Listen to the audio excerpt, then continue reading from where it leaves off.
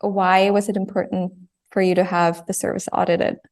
We're constantly telling our customers that an independent third-party analysis of their products is what will make them successful in the long term. Mm-hmm. And we do that for them.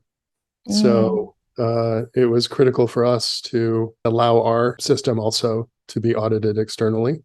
Having an independent view of what you've done is critical to the quality and integrity of what you've built.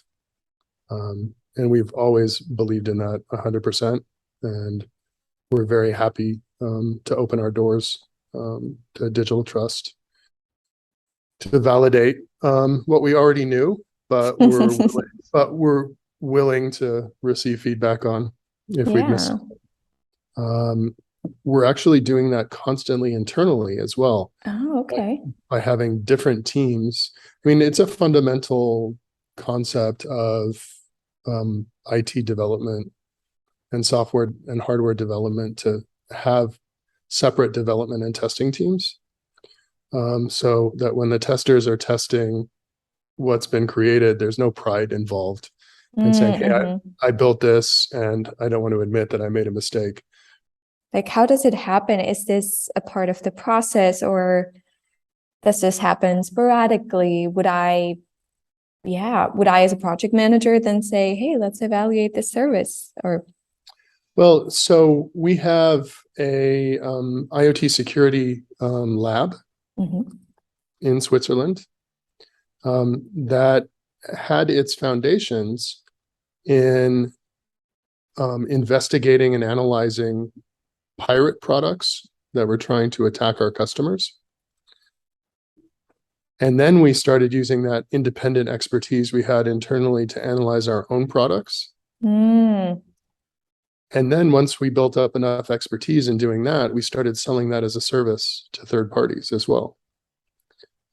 So we can help them assess their threats, which is a paper exercise to understand what might go wrong and what the business impact would be.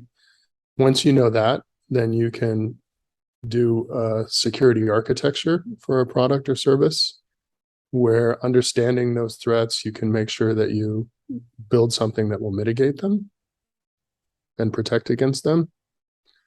Then we provide fundamental technologies to help people create secure ecosystems like keySTREAM. And then when everything's said and done, we can take their device and associated services into our labs and jump up and down on them and break them and shoot lasers at them and put them under a scanning electron microscope and use all the millions of dollars of toys that we have at our disposal to find out if there are any critical security gaps that they'll want to fix before they go to market. Sounds like a fun place, actually. Yeah, it's a very interesting place. It's when you get a guided tour, because of course that's the only way that you can see it is with our security staff. It's really interesting to see and hear about also some of the use cases of where we've helped customers discover issues that could have been catastrophic to their business, and we've helped them prevent them so that trust in their product and in their brand name remains. So you mentioned that you have ways to assess different threats. Do you have your own criteria catalog, or how would that work? Is it with those tools? Or so we use so what we call a TARA, a threat and risk analysis, is primarily a paper exercise where we do use some pretty standard industry criteria. And I'm just going to look it up real quick to make sure I've got the right name. So that would be questions like, for example, which third-party services do you use that you have no control over the data, exactly. for Things example? like that. Okay. But then it's also a very specific dive down into finding out whether there's any threats related to spoofing. So what would happen if someone tried to impersonate something or someone else? What would happen in those situations? Tampering, what would happen if someone modified the data or the code? Repudiation. So what would happen if someone was claimed not to have performed an action? Like they said, I didn't send that email, and you needed to be able to say, I certainly know that you sent that email. Information disclosure. So exposing information to someone not authorized to see it. What would happen if that happened?